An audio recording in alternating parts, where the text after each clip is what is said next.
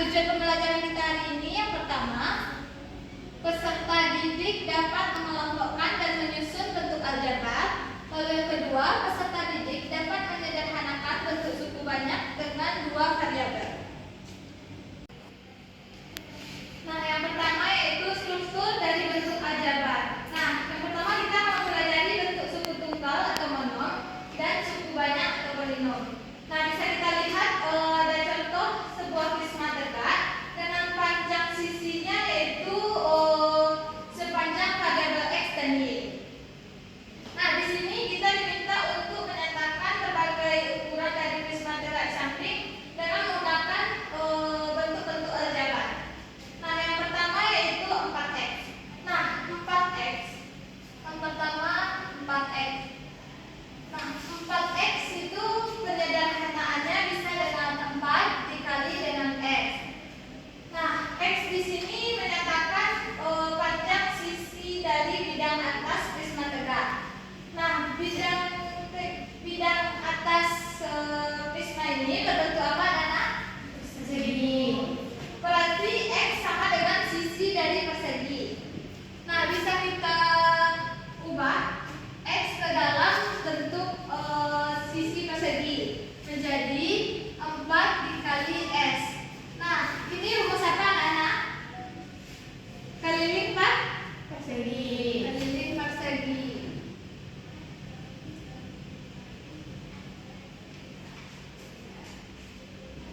Nah, bisa kita simpulkan bahwa bentuk aljabar 4x itu menyatakan ukuran dari keliling persegi pada bidang atas prisma tegak. Lalu yang kedua, xy. Xy itu sama dengan x dikali dengan y. Nah, x dikali dengan y ini bidang apa, anak? Persegi panjang.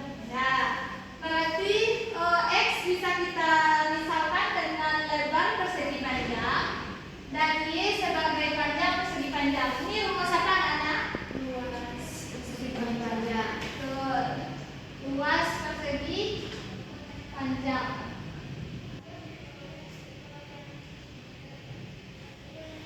Nah, yang ketiga yaitu x kuadrat. X kuadrat itu sama dengan x dikali x. Nah, x tadi kan sama dengan sisi persegi pada bidang atas prisma. Nah, maka bisa kita ubah bentuknya menjadi sisi dikali sisi. Ini rumus apa, anak? Ada yang tahu? Luas persegi. Betul. Luas persegi.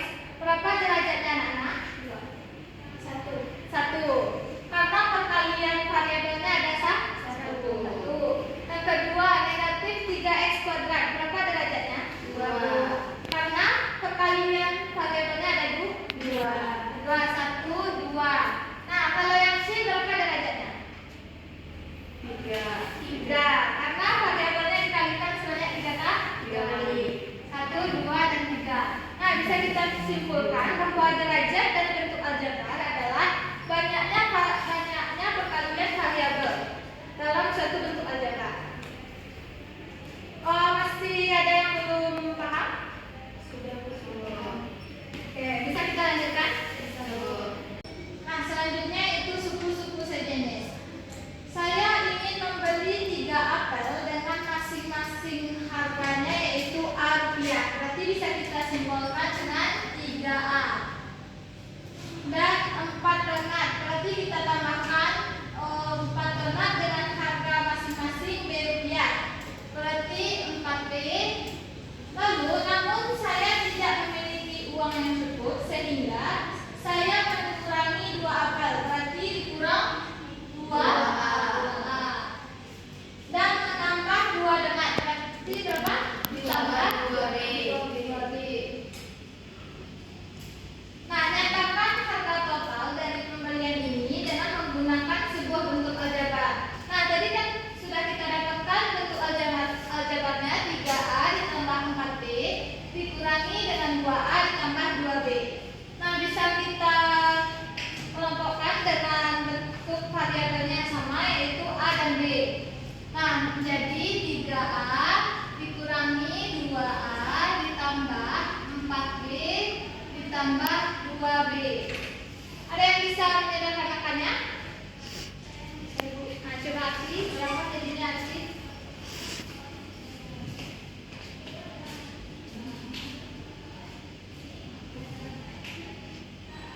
Betul.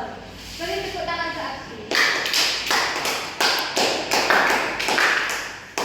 Nah, dari sini bisa kita simpulkan bahwa suku-suku sejenis yaitu suatu bentuk aljabar yang memiliki variabel yang sama. Nah, dari contoh ini kita sudah mempelajari bentuk penjumlahan serta pengurangan dari bentuk suku banyak. Nah, ada yang punya contoh soal lain? Atau ibu yang kasih contoh soal baru? Oke, misalkan 5A ditambah B dikurangi 2A ditambah 3B. Ada yang bisa? Saya tuh. Nah, coba kakak.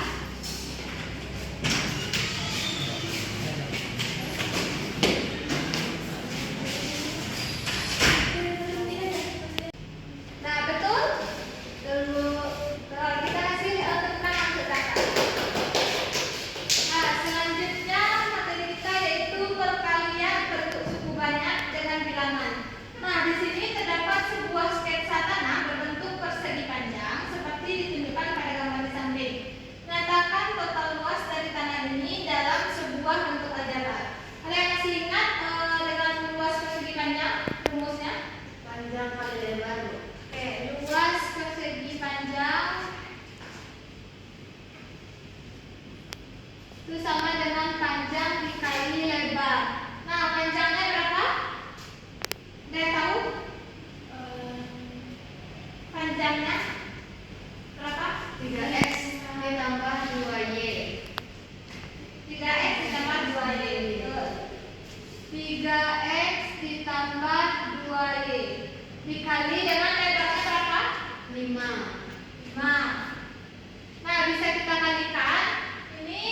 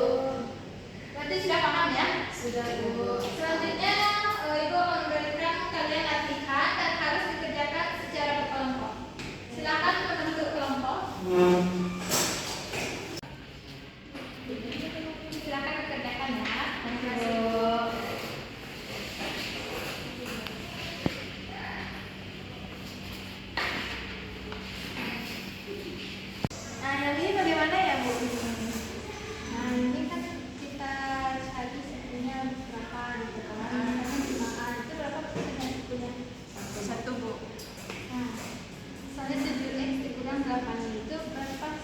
2 Bu. Masih ada Seperti itu aja ya Bu? Ya. Gitu. Masih ada yang ditanyakan? Jadi pemisahnya tuh tanda plus dan Ada yang mau ditanyakan? Kamu aja lah nanti aku kita banding. Oh, sudah paham semuanya? Bisa ya? Bisa. Selesai semuanya? sudah Bu. Ibu minta kelompok 1 presentasikan soal nomor 1. Pertama.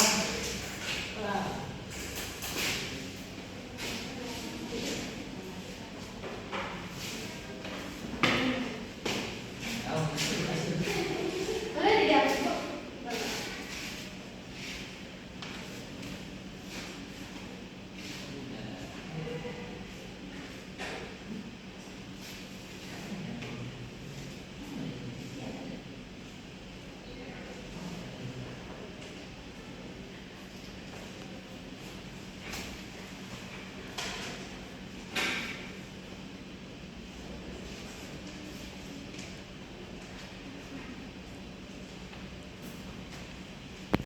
Jadi untuk soal nomor 1, sederhanakan suku-suku sejenis untuk tiap suku banyak berikut.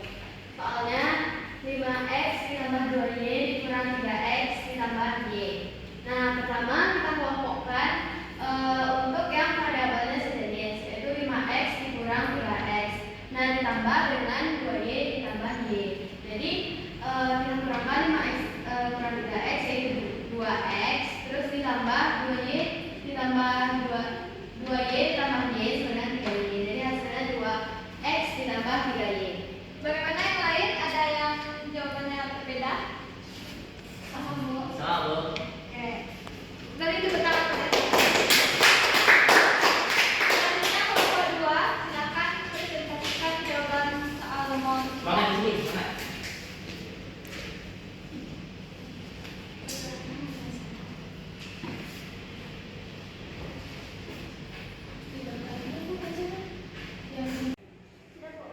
Ya, bisa jelaskan? Nah, soalnya sederhanakanlah soal pertama 4A dikurang 2B dikurang dengan A ditambah 5B. Ini kita buka kurungnya dan mendapatkan 4A dikurang 2B dikurang A dikurang 5B. Kita samakan variabelnya. Jadi 4A kurang A dikurang 2B dikurang 5B. Dapat hasil akhirnya 3A dikurang 7B. Terus yang soal kedua 8x ditambah 7y dikurang x dikurang 2y. Disamakan juga variabelnya jadi 8x dikurang x ditambah 7y ditambah 2y. Dapat 7x ditambah 9y. Gimana yang lain? Sama Bu. Sama. Oke, silakan duduk Desli, berdiri ke kanan. Nah, dari pembelajaran kita hari ini, ada yang bisa menyimpulkan? Baik, untuk kesimpulannya, bentuk aljabar yang hanya terdiri satu suku dan dalam bentuk hasil kali antar bilangan atau antar variabel disebut sebagai suku tunggal atau monom. Lalu bentuk aljabar yang diperoleh dari jumlah suku tunggal disebut sebagai suku polinom. Oke, ada yang lain mau menambahkan? Saya Bu. Ya, David. Nah, kalau dari kami Bu, kesimpulannya tuh suku-suku yang memiliki variabel yang sama dalam suatu bentuk aljabar disebut dengan suku-suku sejenis. Oke. Nah, yang kedua itu adalah penyederhanaan bentuk-bentuk suku banyak dapat dilakukan dengan cara penjumlahan, pengurangan, perkalian dan pembagian. Itu saja Bu. Oke, terima kasih. Oke, sepertinya semuanya sudah paham ya. Ya Bu. Mari kita akhiri pembelajaran hari ini dengan membacakan alhamdulillah. Alhamdulillah. Assalamualaikum warahmatullahi wabarakatuh. Waalaikumsalam warahmatullahi wabarakatuh. Terima kasih, Bu.